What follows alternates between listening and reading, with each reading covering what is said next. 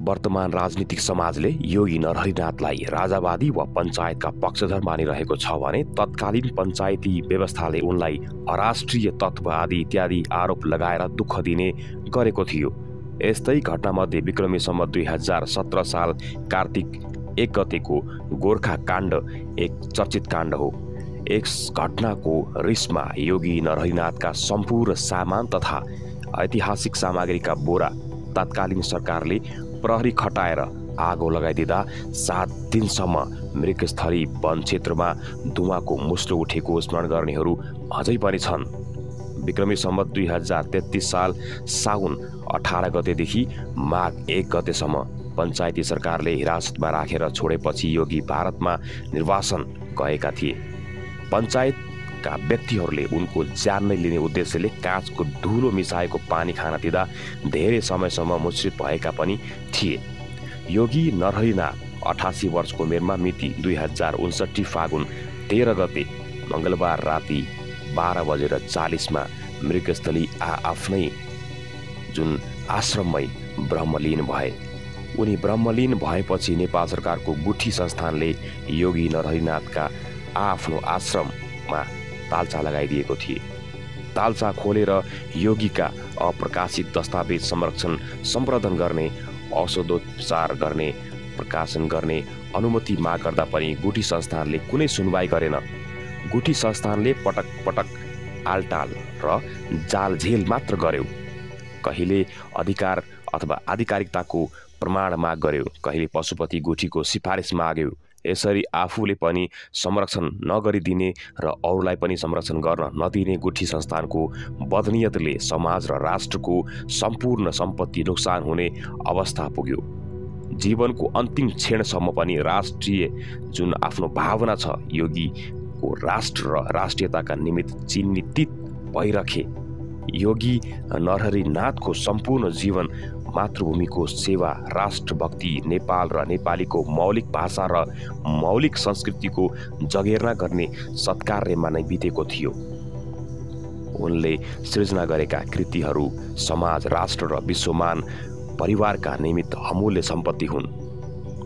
उनले विक्रमी सम्वत 2022 चैत्र 1 गतेका दिन स्थापना गरेको श्री बृहत आध्यात्मिक परिषद नामक संस्थानले मृगस्थलीमा रहेका उनका सामग्रीको संरक्षण गरी योगी नरहरिनाथ स्मृति पुस्तकालय तथा सङ्ग्रहालय सञ्चालनमा ल्याएको छ।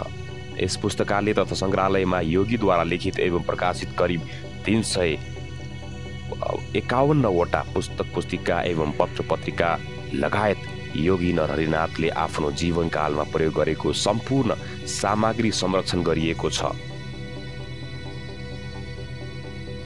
योगी नरहरिनाथको जन्म विक्रमी सम्वत 1971 फागुन 17 गते आइतबारका दिन कालीकोट जिल्ला तत्कालीन ठाँटीकोट गाउँ विकास समिति वडा नम्बर 7 लालु लोखाडा चाखा लालु गाउँका भारद्वाज गोत्रीय ललित सिंह त्रक्सेन थापा र माता गौरी देवी यानि कि आत्रे गोत्रीको महिला पुत्रको रूपमा भएको थियो। 8 वर्षकै उमेरमा व्रतबन्ध गरिएका बलवीर सिंह सेन थापाले विक्रमी सम्वत 1981 जुम्ला चन्दननाथ मन्दिरका महन्त क्षिप्रानाथ योगीसँग सन्यास लिएपछि मात्र उनको नाम योगी नरहरिनाथ रहन गएको थियो। योगी नरहरिनाथ 9 वर्षको उमेरमा जुम्ला चौघान स्थित बटुक भैरवनाथ सिद्ध चन्दननाथ भाषा पाठशालामा प्रवेश गरेका थिए। त्यसपछि उनले हरिद्वार मायापुरी योगा आश्रममा समग्र व्याकरणका अथवा दर्शन शास्त्र र काव्य साहित्यको अध्ययन गरे। विक्रमी सम्वत 1992 र 93 मा वाराणसी, गोरखटिल्ला, मैदागिरीमा अथवा सिद्धान्त कौमुदी, महाभाष्य, प्रथम माहिक र वाक्यपदीय ब्रह्मकाण्डको अध्ययन गरे। लाहोर प्राच्य विद्यापीठमा काव्य प्रकाश, कादम्बरी प्रावधा तथा अन्य दर्शन शास्त्रको अध्ययन गरे। विक्रमी सम्वत 1995 मा संस्कृत अथवा सरस्वती संस्कृत विद्यालयमा जुन लुधियानाबाट शास्त्रीय उत्तीर्ण गरे र गुरुकुल काँडी विश्वविद्यालय हरिद्वारबाट विक्रमी सम्वत 1997 मा ऋग्वेद, यजुर्वेद, सामवेद अथवा अर्थवेद, शतपथ, ब्राह्मणीय अथवा तैत्तिरीय ब्राह्मण अथवा ऐत्तेरेय ब्राह्मण, ताण्डय ब्राह्मण, गोपथ ब्राह्मण अध्ययन गरी वेदान्तकालमा परीक्षण उत्तीर्ण गरे। अध्ययन पूरा गरेपछि उनी गौहत्या निषेध आन्दोलन एवं भारतको स्वतन्त्रता सङ्ग्राम सत्याग्रहमा होमिए। यस क्रममा उनी पटक पटक लाहोरको मल्तान अथवा अहिलेको मुल्तान, सिन्ध, पन्जाब, दिल्ली र कलकत्ताका कारागारहरूमा थुनिए। त्यतिखेर भारत र पाकिस्तान अलगिएका थिएनन्। भारत लोकतान्त्रिक सरकार गठन भएपछि भारत सरकारले ताम्रपत्र, जुन स्वतन्त्रता सेनानी जीवनवृत्ति तथा भारतीय भूमिमा प्रदान गर्न चाहेको आश्रम अस्वीकार गर्दै मलाई आफ्नै देश र आफ्नै माटो प्यारो छ भन्दै नेपाल फर्किएका थिए। योगी नरहरिनाथ 2004 कार्तिक 20 गतेदेखि स्थायी रूपमा मृगस्थलीमा बस्न थाले। साधु सन्तको सङ्गत रुचाउने तत्कालीन श्री 3 शुद्ध शमशेरले पशुपतिमा लक्ष्य होम गरी 10,000 गाईदान गर्दा योगी नरहरिनाथका लागि पनि उनको प्रतिमा र बौद्धिकताको सम्मान गरेर गोरक्षपीठ मृगस्थलीको 4 रोपनी क्षेत्रफलको जग्गामा 2वटा आश्रम र गौशाला बनाइदिएका थिए। त्यही नै उनको पुरै जीवन व्यतीत गरेको अथवा व्यतीत भएको थियो। तत्कालीन प्रधानमन्त्री श्री 3 मोहन शमशेरद्वारा राजकीय सम्मानका साथ उनलाई 2004 पुस 4 गतेदेखि गोरखनाथ मठको पीर महन्तको रूपमा नियुक्त गरिएको थियो। विक्रमी सम्वत 2018 पुस 1 गतेसम्म योगी महन्तकै रूपमा रहे।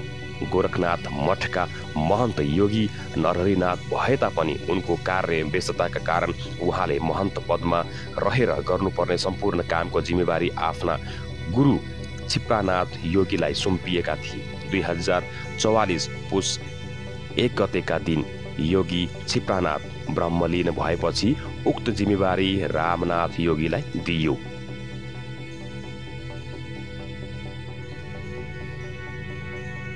जीवन, दर्शन, भाषा, आयुर्वेद, समाजशास्त्र र अनेकन विधामा जसलाई पनि विद्वताको पराकाष्ठाबाट ज्ञान शिक्षा दिन सक्ने लगभग 2 दर्जन भाषाका ज्ञाता मात्र होइन, विज्ञ हुनुहुन्थ्यो योगी नरहरिनाथ। चाहे त्यो ब्रह्मलिपि होस्, चाहे संस्कृत, चाहे पाली, चाहे नेपाली, चाहे अफगानी पठानी, चाहे उर्दू, चाहे जापानी, चाहे बर्मेली वा तिब्बती भोट भाषा, यी सबै भाषाहरूका ज्ञाता मात्र होइन, विज्ञ हुनुहुन्थ्यो योगीजी। शब्दको बनोटबाट अलङ्कार बताउन सक्ने भाषाविद्ध हुनुहुन्थ्यो योगी नरहरिनाथ।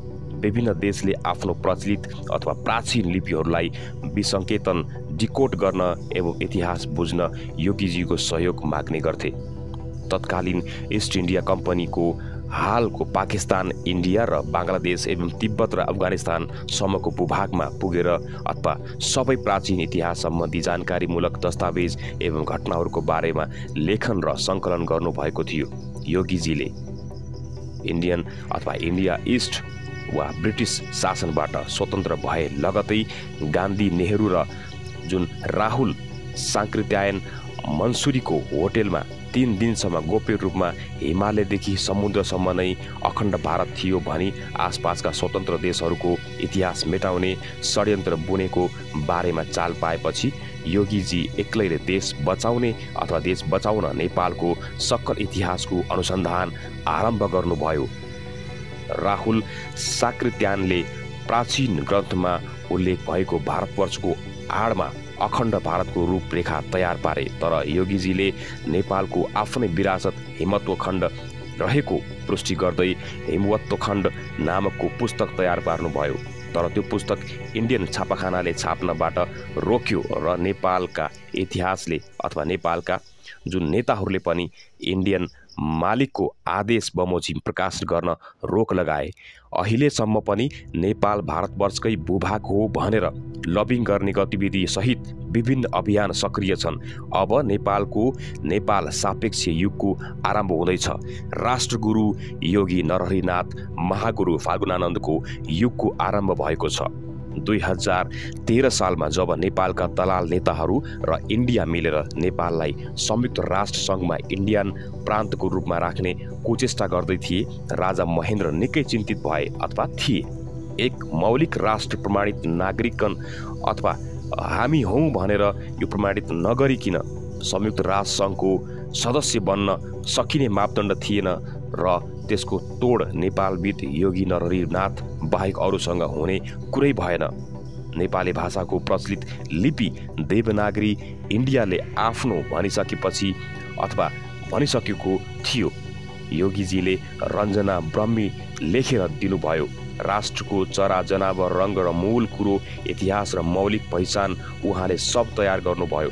योगीजीले सङ्कलन गरेको अथवा गरेका ती प्राचीन सन्धि पत्रकै आधारमा नेपाल स्वतन्त्र सार्वभौम सत्ता सम्पन्न देश रही आफ्नो पुष्टि भयो। त्यसपछि नेपाललाई संयुक्त राष्ट्र सङ्घले पनि स्वतन्त्र देशको रूपमा सूचीकृत गर्यो। बाबुराम आचार्यलाई इतिहास शिरोमणि बनाइदिएको नै राष्ट्र योगी गुरु योगीनाथले अथवा नरहरिनाथले हो। जापानले पाली, नेपाली, जापानी, प्राकृत वा संस्कृत भाषाको विश्वविद्यालय बनाउने र त्यसमा योगीजीले अध्यापन गरिदिनुपर्ने आग्रह गरेको थियो। तर योगीजीले नेपालका प्रत्येक गाउँका मानिसहरूलाई ज्ञान विज्ञान शिक्षा प्रदान गर्न कोटी होममा व्यस्त हुने भनेर सो प्रस्ताव तत्काल स्वीकार गर्नु मान्नु भएन। राजा महेन्द्रले उहाँलाई डाक्टर उपाधि लिन आग्रह गर्दा त्यो पदवीभन्दा गाउँमा गएर सबैलाई सचेत ज्ञानी बनाउनुमा नै ठुलो प्राप्ति लाग्नेछ भनी उपाधि लिन मान्नु भएन।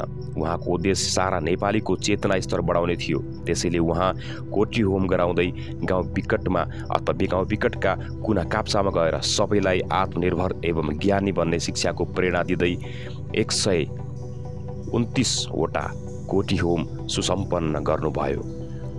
वरिष्ठ पत्रकार प्रेम कैदीका अनुसार योगीजीको कोठी होम आफैमा विश्वविद्यालय सरह बृहद र बहुआयामिक हुन्थ्यो।